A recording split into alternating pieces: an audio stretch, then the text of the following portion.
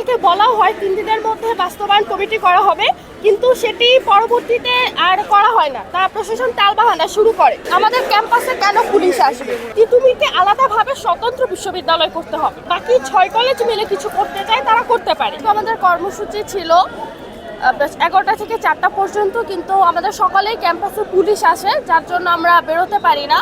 এজন্য আমাদের কর্মসূচি এখন ক্যাম্পাসেই হচ্ছে। এটা একদমই ঠিক না। আমাদের ক্যাম্পাসে কেন পুলিশ আসবে? এখানে আমাদের ক্লাস হয়, এখানে আমাদের 2টা হল রয়েছে, মেয়েদের হল। এটি থাকা সত্ত্বেও এখানে কেন পুলিশ আসবে? পুলিশ আসাটা কোনোভাবেই গ্রহণযোগ্য নয়। তার মধ্যে এত পুলিশ আসছে সকাল থেকে, এখানে পুলিশ এই সেই বিভিন্ন রকমের যে পরিস্থিতি সৃষ্টি হয়েছে সেটা কোনোভাবে গ্রহণযোগ্য নয়। পুলিশরা আসার কারণে আমরা ক্যাম্পাস থেকে বেরোতে পারি। যখন ফ্যাসিবাদী সরকার ছিল তখন পুলিশ আসার জন্য আমাদের যদি কিছু লাভ হতো তাহলে সেটা আমাদের জন্য ভালো, কিন্তু আজকে পুলিশ আসার জন্য আমরা বেরোতে পারিনি, এটা তো আমাদের জন্য কোনো ভালো করছে না। সেটা হচ্ছে আমাদের তিতুমির বিশ্ববিদ্যালয় করার জন্য আমাদের একটি কমিটি গঠন করতে হবে, কমিশন করতে হবে।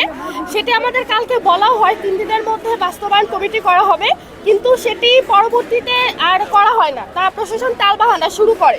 তাহলে যেহেতু তারা বলেছিল করবে, তারপর তারা কেন এটা নাকচ করছে বা এখনো তারা কেন কিছু বলছে না, এটা তো আসলে প্রশাসন বলতে পারবে। কিংবা আমরা আগে ঢাকা বিশ্ববিদ্যালয়ের আন্ডারে ছিলাম, আমাদের সাথে আরও 6টি কলেজ রয়েছে। এখন কেন তারা হুট করে আমাদের আশ্বাস দিয়ে তারা এখন টালবাহানা করছে সেটা তো আমরা বলতে পারবো না। তারা যদি আলাদা তারা বাকি 6 কলেজ মিলে কিছু করতে চায় তারা করতে পারে, এটা আমাদের কোনো সমস্যা নেই, কিন্তু তিতুমিরকে আলাদাভাবে স্বতন্ত্র বিশ্ববিদ্যালয় করতে হবে, আমরা এটা চাচ্ছি।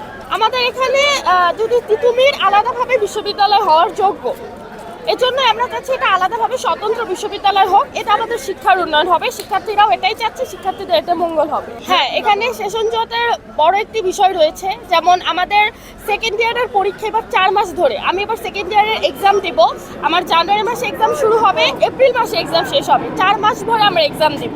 আমি যখন ফার্স্ট ইয়ারে এক্সাম দিই তখনও 3-4 মাস ধরে এক্সাম দিয়েছি।